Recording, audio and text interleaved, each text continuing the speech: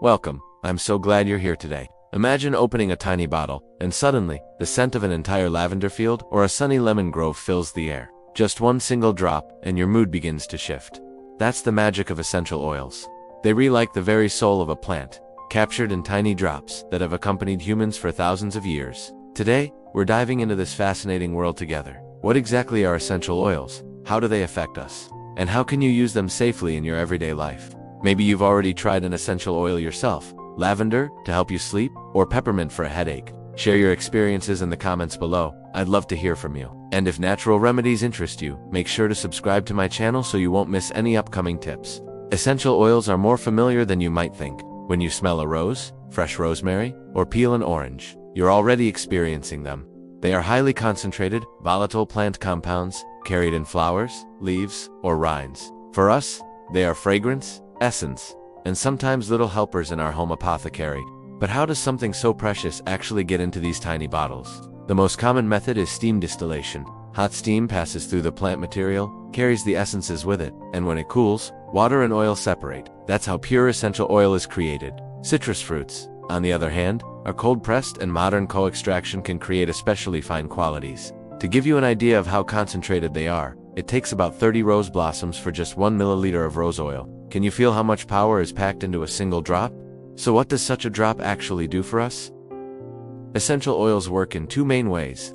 Through the nose, they reach our limbic system, the part of the brain that is closely connected to emotions. That's why lavender can calm you, lemon can energize you, or rosemary can wake you up.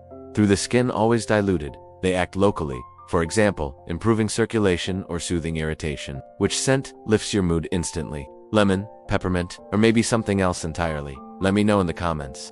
Essential oils are not a modern invention. The ancient Egyptians used them for rituals and beauty care.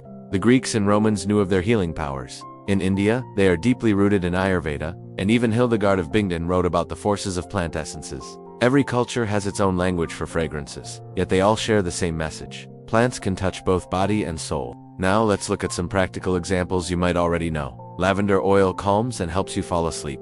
Peppermint oil refreshes and may ease tension headaches. Tea tree oil is a classic for skin issues. Lemon oil brightens the mood and freshens the air. And eucalyptus clears the airways, especially when you have a cold. I'm sure you've tried at least one of these oils before. Am I right? Let me know which one is your favorite. As powerful as they are, they must be used with care. One drop can hold the essence of an entire plant, so less is more. Never apply them undiluted over large areas of skin. Always mix with a carrier oil like almond jojoba or olive. Be cautious with children, pregnant women, and sensitive skin, and always check for quality. Pure, natural, labeled with a botanical name, ideally organic.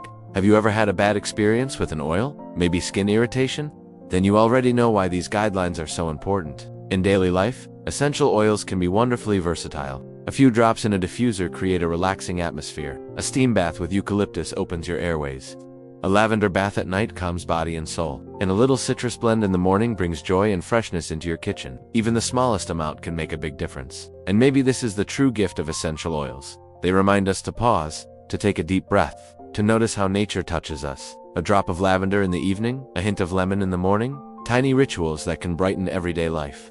Now you know the basics, what essential oils are, how they work, and how you can use them safely. In the next video, I'll take you through the 7 most important oils for your natural home apothecary. So be sure to subscribe so you won't miss it. If you enjoyed this video, please give it a thumbs up, and tell me in the comments, which essential oil do you use the most, and why? Thank you for joining me today. See you next time, your